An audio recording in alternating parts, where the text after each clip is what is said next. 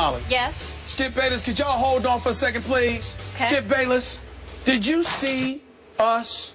Did you see the commercial during the break? First take. There's a Burger King commercial. And the Burger King commercial has got something about the chicken on there, and they're coming up with the new chicken fries combination. That's my voice. You see somebody in there saying, calm down. That's me talking to you. It is? It's me talking to you. I'm trying to tell you. I'm telling you the truth. I'm telling you the truth. Are you sure? It needs to be said. Y'all listen to the commercial. There's a voice in there. The chicken fries one, and you hear the voice saying, calm down. That's me telling you to calm down during a first take. I remember it as clear as yesterday. Is it taken right off our audio off the show? I think so. You didn't record it? I don't know. I did not record it. You did I just wanted to point that out. You need to cash in on that. I just want to point that. You think? That's real money. That's me right here saying, calm down. Listen to it. One of these days, just listen to it. That's all I wanted to say. And you're playing college football now. There's a lot going on. I mean, Burger King need to tell me about that stuff. I like Burger King. Need to tell me about these things. Enjoy a good Whopper. How about that? All right. The word on the street is that there is a lot of tension that exists between Kirk Cousins and Rg3, and that the two don't talk to each other. According to Bleacher Report, quote, they don't speak, they don't communicate, they can't be in the same room together. Griffin apparently took issue with the Bleacher Report story, tweeting this Monday morning. When the hate don't work, they start telling lies. I guess celebrating that your team won with your teammates is isolating yourself. Hashtag hater. Stephen A., what's the deal? Well, the deal is that I hate subjects like this from the perspective of, unlike most folks in today's world in our industry, I don't like making a habit of talking about other people's report. I respect my colleagues in this profession, etc. But I must admit, when I saw it, I didn't think much of it because I saw Rg3 go up to Kirk Cousins on the field and wish him luck prior to the game against St. Louis on Sunday. Then in the aftermath of it, and in the aftermath of this report, I had people close to Rg3 telling me that's nonsense. There's no truth to that whatsoever. Of course, Rg3 is a competitor. Of course, he wishes he was starting. Of course, he wishes he were playing, and that's a natural emotion to have. But it's not like he's sitting out there wishing Kirk Cousins bad luck, hoping that the team loses, etc., etc. And they believe this to be just another shot at the personal integrity and character of Rg3. I'm not about to go that far with the report. I don't know the reporter, and even if I did, I'm certainly not going to call him out like that. He's got a job to do, and if that's what he's hearing, that's what he's hearing, and we have to respect that. I would tell you that people in Rg3's camp are categorically denying it, and there's nothing that I've seen, albeit I'm not at the game, it's the cameras, and I'm not in the locker room like this reporter is and all of that stuff. I would tell you it doesn't seem to be that way. At the end of the day, here is what I think is undeniable.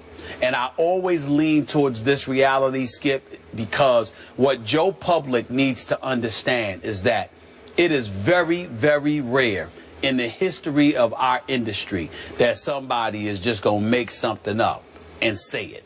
They're usually being told that by somebody. Now, whether it's true or not is another matter. But actually being told it, I definitely think that's highly likely, which would lend itself towards the thought that there are still dudes in that locker room who do not like Rg3. There are still guys in that locker room who wish he'd go away. There are still guys in that locker room who are ecstatic that Kirk Cousins, or anybody for that matter, is the starting quarterback for the Washington Redskins other than Rg3, which to me lends itself towards the argument that the Redskins should have just let him go and Rg3 should move on, because it's clear that he does not appear to have much of a future in the nation's capital. Okay. I believe this report. I'm not surprised by this report, and it doesn't bother me one bit, because it's predictable that Robert would not exactly warm up to Kirk Cousins. Isn't that just par for that course. Yeah, but I'm not refuting that, because that's the competitor in you. Yeah. But to say they're not talking, they've got it out for one another, they're not even speaking, they can't be in the same room together, I think that's the extra stuff that is being categorically denied. I don't think anybody would deny your point that you've got any kind of pride or dignity about you, any competitive fervor in you. You're not going to be happy about the fact that you're being benched in favor of your backup.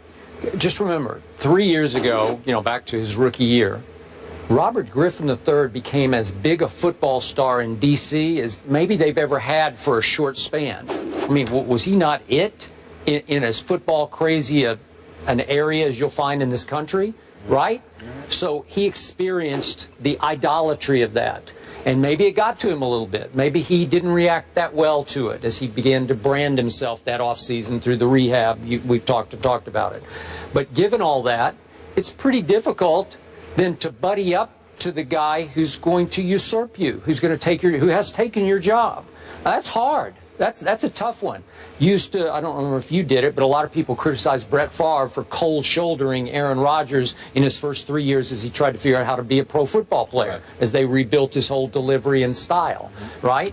Well, I didn't. It's just Favre. He's a competitor. He doesn't want anybody to come in and snatch his job out from under him. Yeah, you have a good point there, but I think that you have to remember a couple of things. I think that your focus on what RG3 is experiencing emanates from the RG3 brand, how he was conducting himself once stardom hit him as a member of the Washington Redskins, etc. You know what I remember most?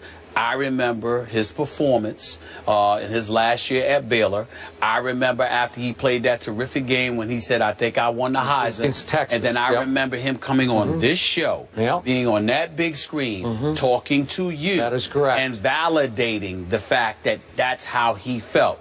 So long and I asked before, him, I said, are you sure you didn't alienate some voters by saying, I think I just won the Heisman? You and I weren't doing the show together religiously at that time. We were just on together on Wednesdays, and it was that day that he was on, if I recall correctly. And what I'm bringing that up to point out this, Skip. RG3 had an ego about him long before he arrived in Washington. Now, that doesn't mean that it was a negative, because you got to have that to play the quarterback. Absolutely. And he backed it up. And he backed it up. The flip side is that you were backing it up. And here's the dangerous part that needs to be said about somebody in his position. You can't be a successful quarterback in the NFL by yourself. On the NBA level, you can't win without your teammates, but you can be an individual success without your teammates. Perfect example would be Carmelo Anthony. Carmelo Anthony, the Knicks stink. We all know that. But Carmelo Anthony is a star. He's one of the top 5 greatest offensive players of the modern day generation. So even though the Knicks stink up the joint on a religious basis, it's undeniable that Carmelo Anthony is a big-time talent worthy of the star-studded status he enjoys. You can't pull that off on the NFL at the quarterback spot. You can't be RG3 and accomplish all the things you accomplished as a rookie had it not been for that offensive line. Had it not been for Mike and Kyle Shanahan and the way they employed their system to facilitate you. Had it not been for the receivers playing alongside you, along with the running backs that you had. So when you were about brand RG3 at that particular moment in time, although I believe he's a good person and I believe that he's taken far too many hits that he deserves on a personal level, I agree with you. It cannot be denied that he brought a lot of it on himself because he forgot that he didn't get here by himself. He got here because of those very teammates who clearly felt forgotten, because if they didn't feel forgotten, Skip, they wouldn't still be harboring the level of animosity that they once had for him. Okay, I agree. Now, last quick point from our Ryan Clark, who's often on this show, who knows Robert very well and likes the heck out of Robert. And I know that from off camera.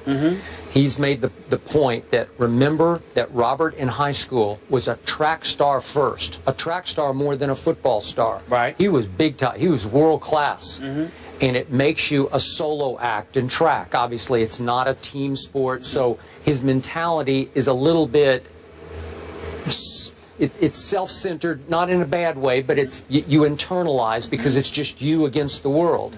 And some of that is showing itself here, where he's not one of the fellas as much as maybe some quarterbacks are. Well, the reason why I would not use that as an excuse is because he played enough football prior to arriving in the NFL for that not to be an excuse. You've been involved in enough team activity to know better, number one. I'm just telling you his nature. I agree. I feel you. And the other part about Ryan Clark, let me point this out and close the segment with this. I wouldn't put much credence in Ryan Clark's relationship with a player. And let me tell you why. Ryan Clark's a different cat.